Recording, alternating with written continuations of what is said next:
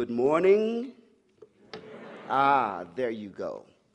That's the best example I can offer about what teaching is to me. In the first instance where I stood before you and spoke, and you were quiet, I was the center of attention, right? It was all about me.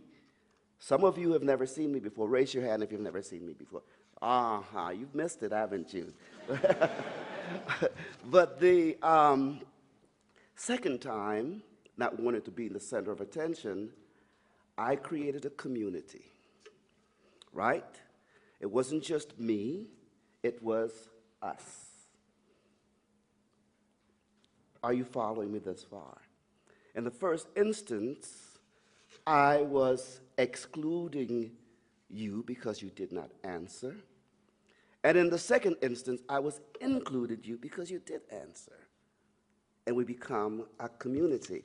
Now, Mark did something that's very interesting. He gave us 10 minutes, and I'm going to stick to my 10 minutes. We usually talk for 50 minimum, but today I want to do this.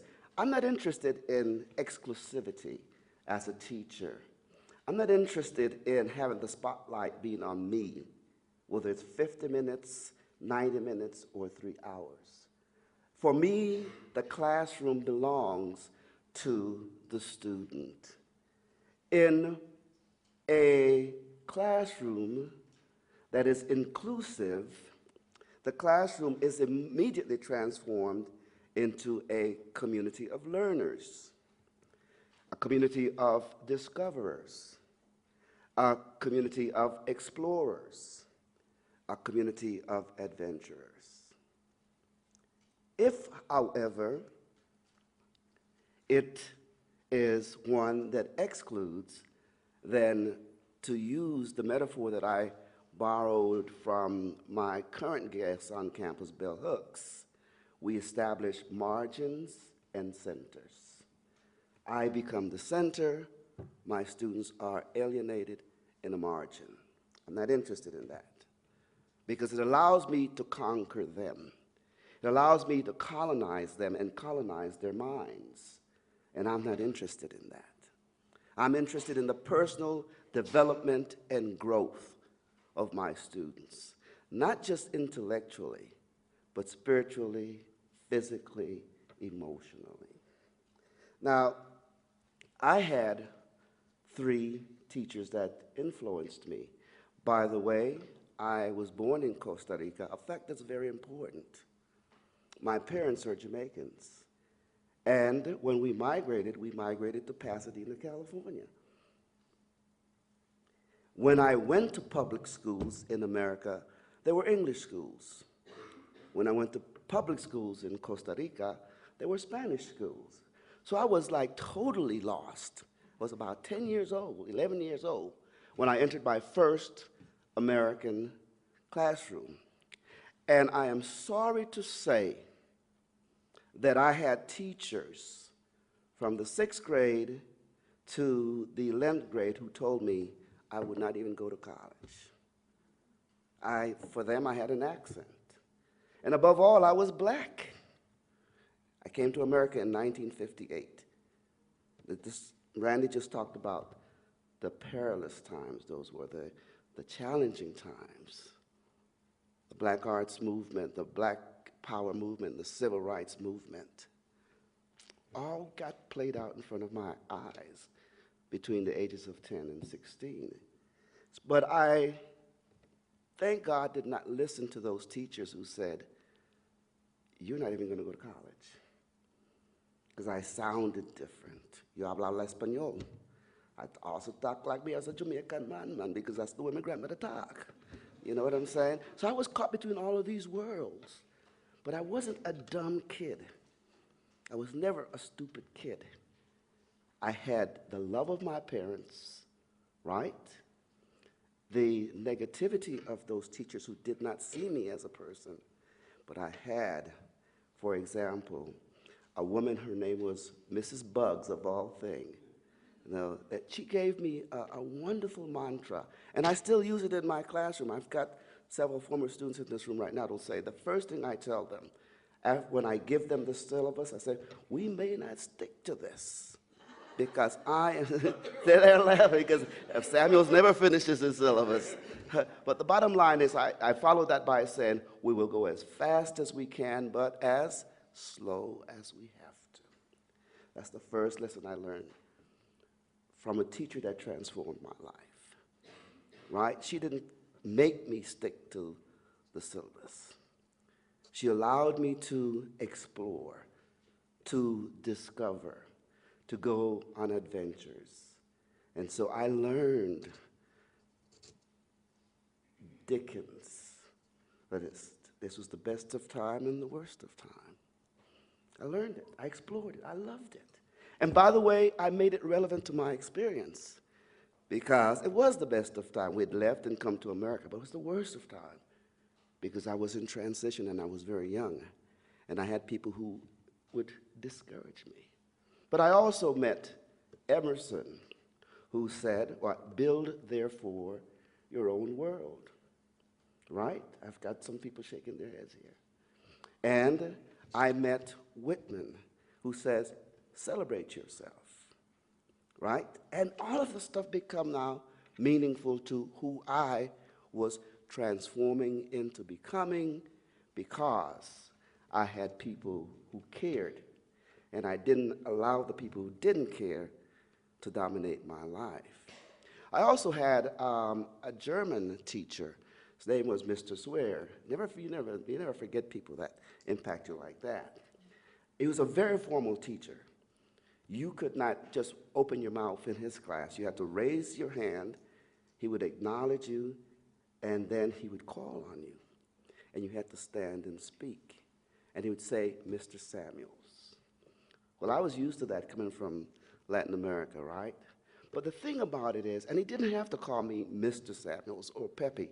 He made me feel valuable. Because once he called on me, then I was in that community, a member of the community, a part of that community, and acknowledged by my teacher. Do you see? There was no margin and center. And it wasn't just me, it was true of everyone that he interacted with. I'm moving real fast here. I'm still going as fast as I can, but as slow as I have to. I was able to discover Emily Dickinson, who's still my favorite poem is, I am nobody, who are you nobody too? Do you all know that poem? Yeah. And he said, well, there are two of us, don't tell. They'll banish us, you know, right? So that also added to the equation. But then I met at UC Riverside, people said I wouldn't go to college. Guess where I ended up? At the University of California at Riverside, right? And there's a wonderful story I'm going to say at the end of that, where I met an African-American woman who had taught for years at a predominantly black college in the South. And I never had a black woman teacher, and I was quite excited, and I became her friend. And she allowed me to understand that she was three different people. She was Dr. Haywood in front of the classroom, and this lady didn't even have an iron. She wore knits, and she wore white gloves to the class. This was in the 60s. And very, very formal, and much like Mr. where she addressed us individually. She knew our names by the end of the first week. Isn't that true about me, former students? I know everybody by name by the end of the first week. I allow my students to go around the room, introduce themselves, say a little bit about themselves, and then I make them do that about everybody in the room. By the end of that second time we meet, everybody knows each other, right? Know something about them. They're almost friends. At any rate, Dr. Haywood would meet me. I'd go to her office. Randy just talked about his relationship with his mentor. And she was a different person. Oh, come on in, sit down, you know, and it was like one-on-one. Just very intimate, very loving, you know. And then I, too, grew up in the 60s, where we closed the University of Utah. Sorry, not the University of Utah, California, Riverside, many days because the governor then, Ronald Reagan, would send what I call then his goons with guns and tank onto the campuses of the UC system. So we had to meet in homes, right, or outside of the classroom. And when you went to Mrs. Haywood, Dr. Haywood's house, she was totally at ease. She wore a little wig, and sometime by the time she got through, that wig would be turned sideways because she laughed so hard. You know, she engaged with us so intimately that is this the same woman with the white glove that, you know, we had met in the classroom? So I learned from all three of these people that it wasn't about them. It wasn't about them. They were not the center. I was not the margin. I was part of who they were and what they did. And so I learned from Langston Hughes when I was at Riverside that life is not a crystal stair. Sometimes it had tacks and splinters and boards torn up and places with no carpet on the floor. You know the poem. But the speaker says, but all the time, I keep climbing on. And that's what I had learned from this. And then I met a poem before I met the guy. His name is Mark Strand. He was a teacher right here in this department when I finally got a job. And he had a poem that says, we all have reasons for moving. I move to keep things whole.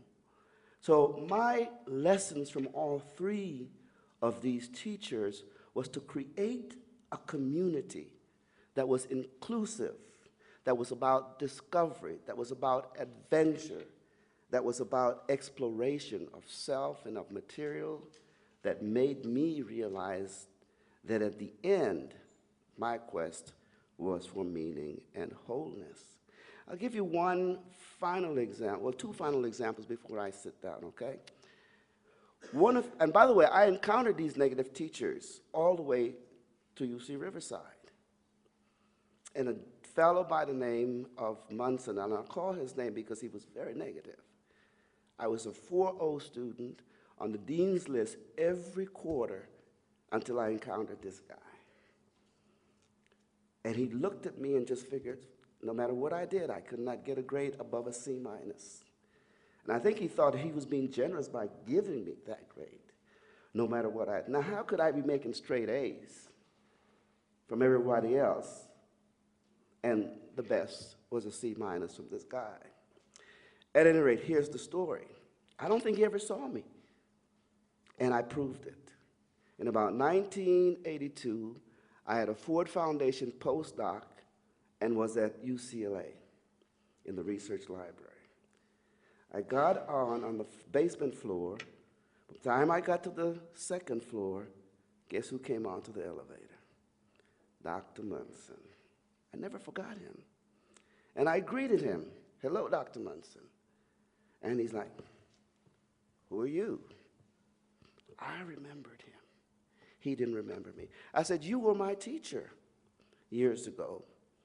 And then I told him, you know, what he had done, you know. And he said, well, what are you doing now? I said, I have a PhD. I'm a professor at the University of Colorado at Boulder, and I'm here in a postdoctoral fellowship. He moved further from he backed away in the elevator, got off and turned around and kept, he had never seen me in all those years. He never created a community that included me. I remained, in Ellison's word, an invisible man.